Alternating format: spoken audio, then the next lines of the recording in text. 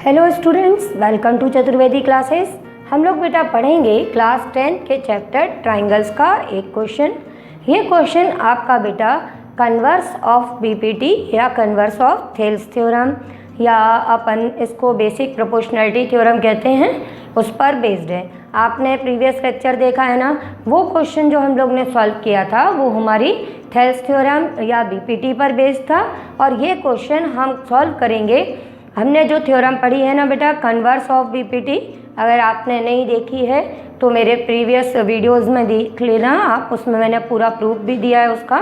तो उसमें हमने ये रिज़ल्ट देखा था कि अगर कभी भी कोई एक लाइन है जो एक ट्राइंगल की, जैसे ये एक हमारा ट्राइंगल है, और अगर हमने कहा कि आपने एक लाइन ड्रॉ की जिसने इस ट्राइंगल की कोई भी दो साइड से जिनको इसने इंटरसेक्ट किया हुआ है, अगर इसने इन साइड्स को सेम रेशो में डिवाइड किया है तो ये बात श्योर है कि ये जो आपने इंटरसेक्टिंग लाइन बनाई है ये हमेशा थर्ड साइड के पैरेलल होगी।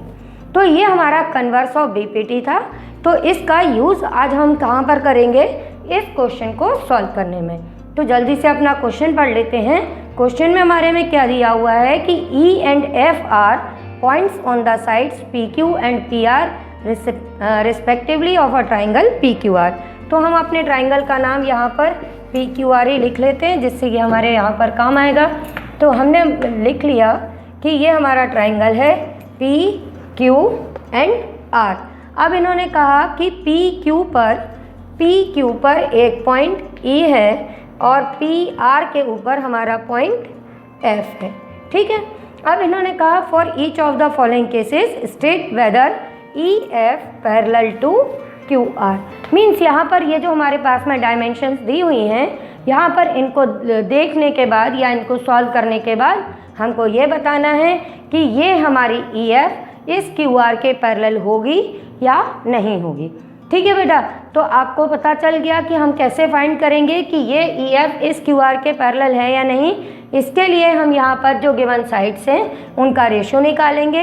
रेशो निकालने के बाद में हम देखेंगे कि क्या ये जो हम रेशोज फाइंड कर रहे हैं वो इक्वल हैं या नहीं है। अगर वो इक्वल हैं तो हम कह देंगे कि हमारी EF QR के पैरेलल है, अदरवाइज नहीं है।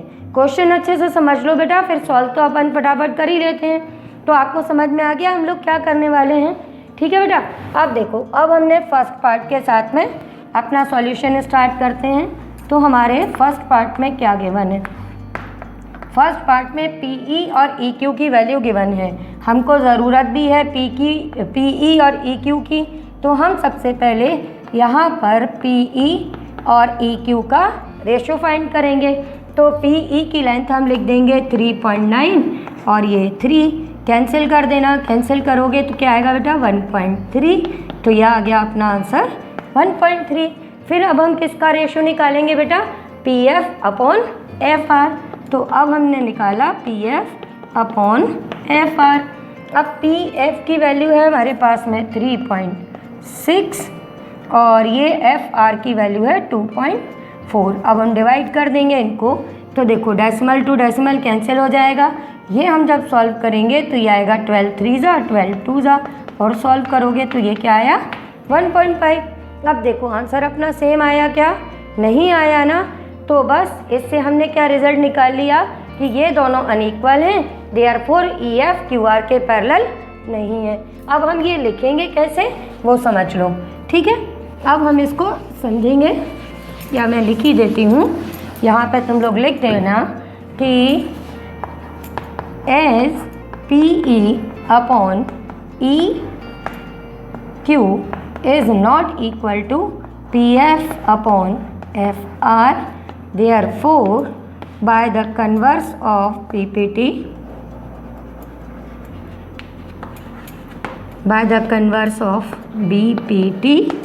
EF is not parallel to QR। ये बेटा नॉट पैरेलल का साइन है। समझ में आ गया बेटा फर्स्ट पार्ट। अब ऐसे ही सेकंड और थर्ड पार्ट करने हैं। चलो अब जल्दी जल्दी उनको कर लेंगे, क्योंकि अब हमको समझ में आ गया है कि हमको करना क्या है, किस तरह से करना है। तो अब हम काम स्टार्ट करते हैं। ये थोड़ा फिगर अपन अपना छोटा कर लेते हैं, जिससे अपने को सॉल्व करने के लिए जगह मिल जाएगी। अब देखो ये अपना फर्स्ट पार्ट हो चुका। अब हम सेकंड वाला पार्ट करेंगे। सेकंड वाले पार्ट में हमारे पास में क्या गिवन है, पहले ये देख लो, PE एंड QE यहाँ पर भी गिवन है, तो हम अपना यहाँ पर भी फाइंड करेंगे PE अपॉन QE। अब PE की लेंथ है अपने पास में 4, QE है 4.5, डेसिमल हटाओ आया 5 8 जा 5 9 जा, आंसर आ गया 8/9। और यहाँ पर PF अपॉन RF कर देंगे, तो ये PF अपॉन RF और इसकी भी वैल्यू अपने पास में आ गई 8/9। अब देखो यहाँ पर दोनों चीज़ें सेम आ गई, तो यहाँ पर हम क्या लिख देंगे कि ये पैरेलल है, और लिखने का अपना मेथड वही रहेगा, which is equal to PE upon QE। So by converse of BPT अब आप लिख देना EF पैरेलल टू QR। ठीक, समझ में आ गया बेटा। अब जल्दी से थर्ड पार्ट और देख लो। थर्ड पार्ट में अपने पास में क्या वैल्यूज़ गिवन है, अब हम उनको भी लिख लेते हैं। थर्ड पार्ट में हमारे पास में गिवन है PQ एंड PR।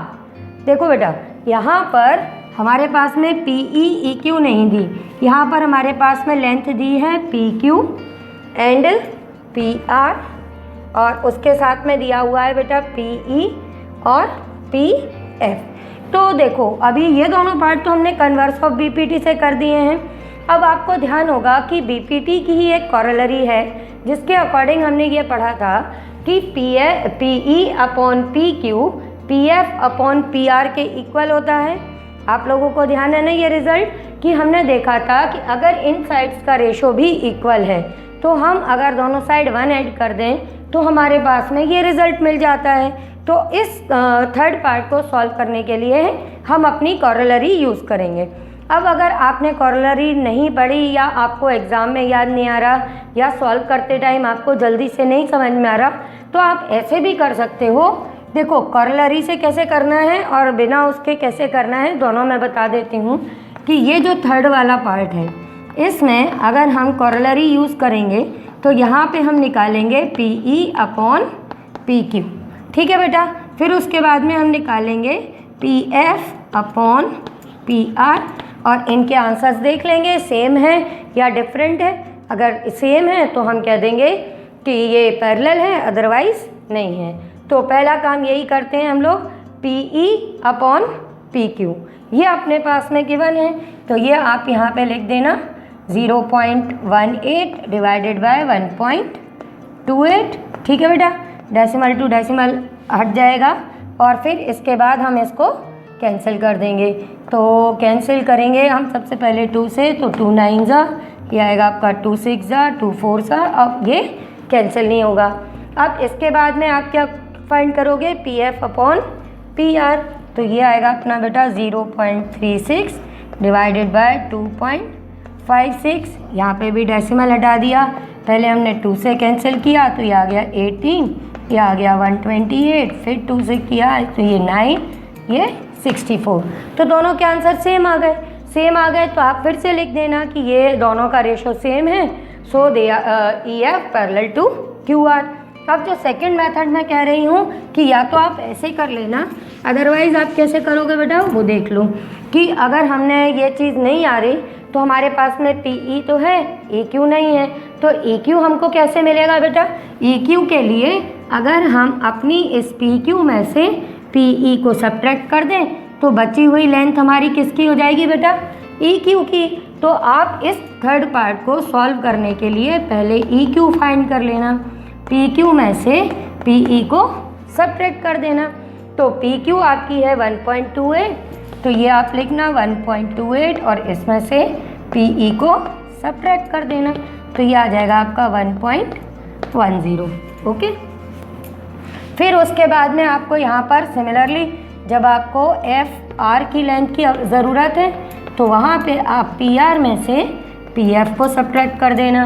अब PR की लेंथ है 2.56, तो ये हम लिख देंगे 2.56 माइनस 0.36, तो जब ये सब्ट्रैक्ट करेंगे तो ये आ जाएगा अपना 2.20। ठीक है बेटा, अब ये निकल आया। अब इसके आगे की तो आपको प्रोसेस मालूम ही है, PE upon EQ, PF upon FR करना, उनका रेशो निकालना, सेम आ जाएगा। तो कन्वर्स ऑफ DPT से आप फिर से इसको प्रूव कर सकते हो। समझ में आ गया? अभी भी नहीं आया हो या कोई डाउट हो तो वीडियो के एंड में मेरे नंबर्स हैं, आप मुझे व्हाट्सएप कीजिए, मैं आपके डाउट्स क्लियर कर दूंगी। ओके बच्चों।